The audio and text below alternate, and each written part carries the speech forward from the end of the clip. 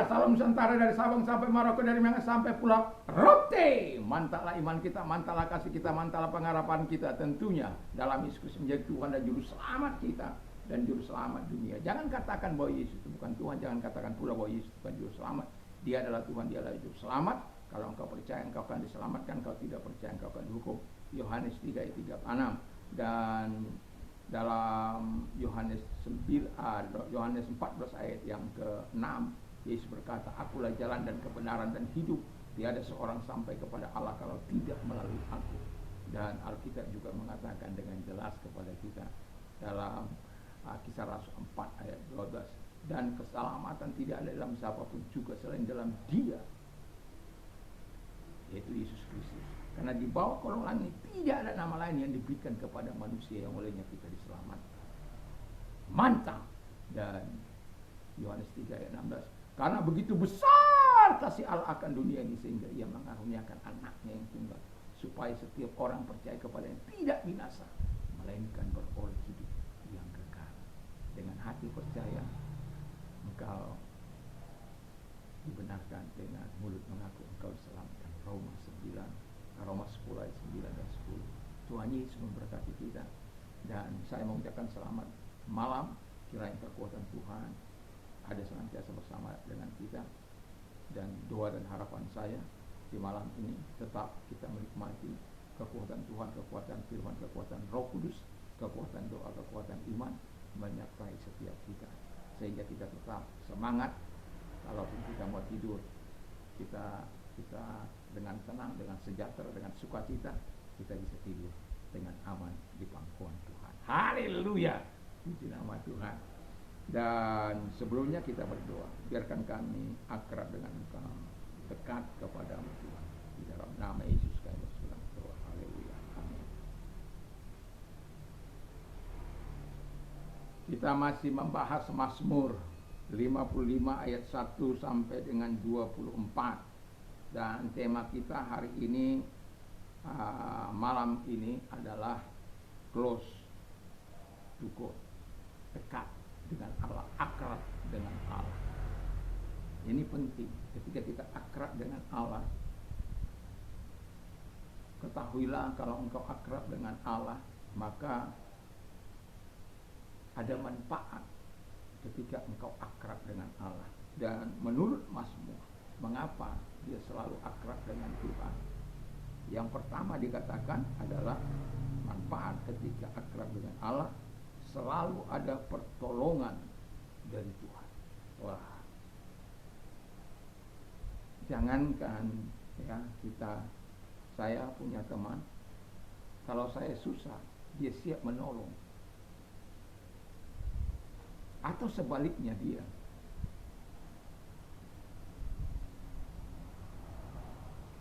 Apalagi Tuhan kita yang mengerti sampai ke dalam relung hati kita yang paling dalam. Enggak main-main.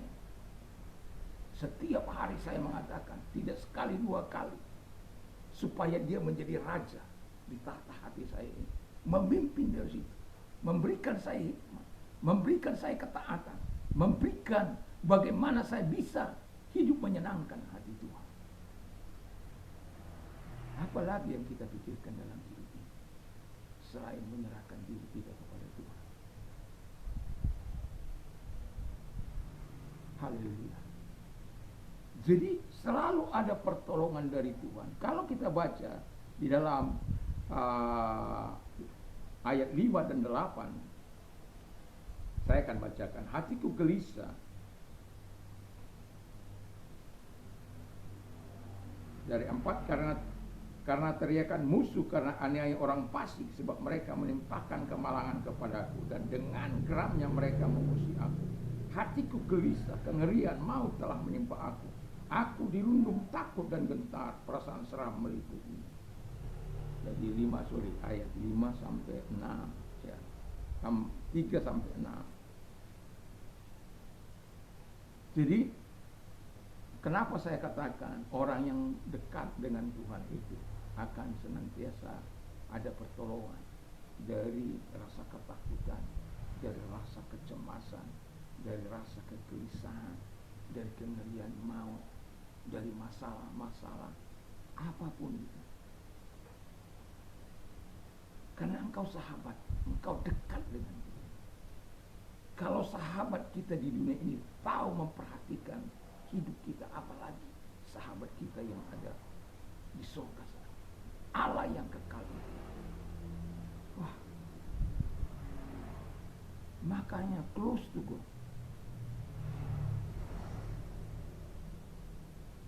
Akrablah dengan Tuhan, bergaul karib dengan dia, supaya ketika engkau berdoa, engkau dijawab.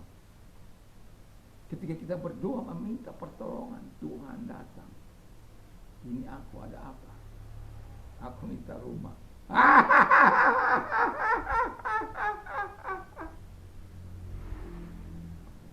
Kan pernah ya, minta rumah dikasih rumah, kan gitu. Artinya yang mau saya katakan begini, bahwa Tuhan itu sungguh mau menjawab segala keadaan. Sebab apa?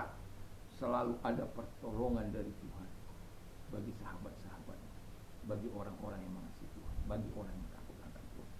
Yang kedua, kata firman Allah, tidak ada teman yang dapat melukai. 55 ayat 12 sampai 14. Saya bacakan 12 sampai 14.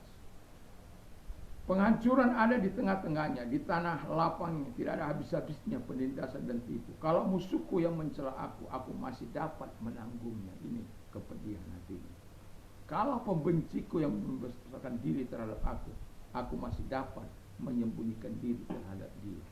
Tetapi engkau orang yang dekat dengan aku, temanku dan orang kepercayaanku. 15. Kami bersama-sama bergaul dengan baik dan masuk rumah Allah di tengah-tengah keramaian. Wah, ini nyakit, menggunting dalam lipatan. Nyakit. Dan kenapa saya katakan nyakit? Saya sudah menikmati sahabat saya, teman dekat saya. Saya bercerita kepada dia apa adanya, bukan ada apanya. Tulus-tulus saya bercerita, tapi dia balik gitu.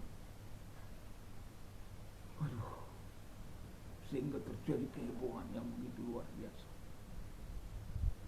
Tapi ingat,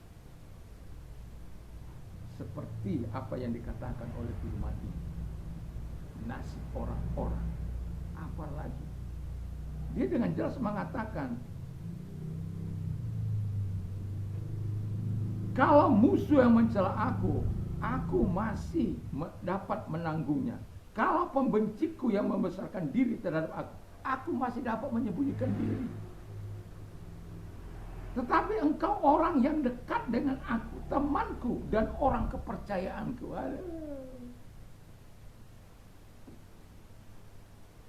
Ada orang kepercayaan saya waktu kerusuhan 171. Dialah yang tahu tempat penyimpanan, ya, dan dia yang bisa naik turun ke atas loteng untuk mengambil sesuatu, dan saya sangat percaya pada dia karena kami lama sebelum saya menikah juga dia sudah bersama dengan saya, bahkan saya sudah menganggap dia sebagai saudara. Tapi dia mengatakan, bakar.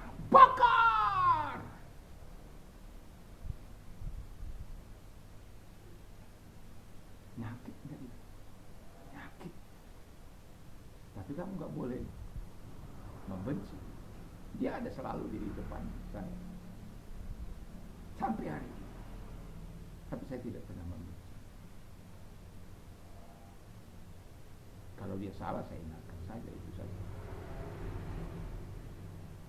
Karena dia tukang parkir di depan.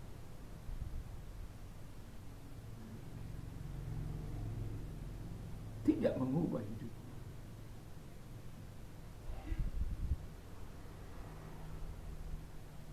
Karena apa? Tuhan konsisten dengan firman.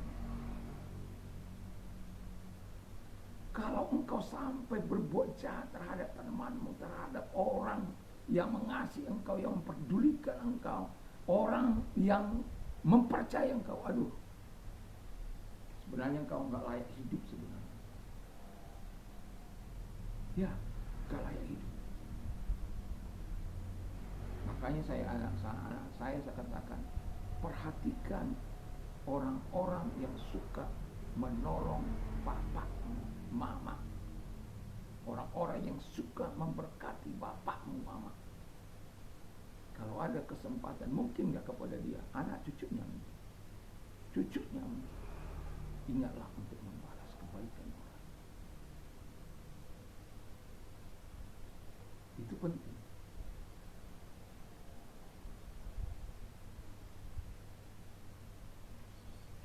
Yang ketiga, ayat 17, doanya dijawab. Jadi dia doanya dijawab, ya. Jadi orang manfaatnya ketika kita dekat dengan Allah, pasti doanya dijawab. Dan Tuhan selamatkan, dan dia menyelamatkan, dia mendengar doa dan menolong. Yang terakhir adalah iman percaya semakin teguh dan mantap. Jadi kalau kita akrab dengan Tuhan, manfaatnya iman kita semakin teguh dan mantap. Mantap, mantap. Kalau sudah mantap iman kita, sakit, siapa yang kita cari? Itu teman kita itu yang di atas, tumpang tangan. Istri saya sakit, anak saya sakit, tumpang tangan saja. Atau orang lain sakit, tumpang tangan saja. Kenapa?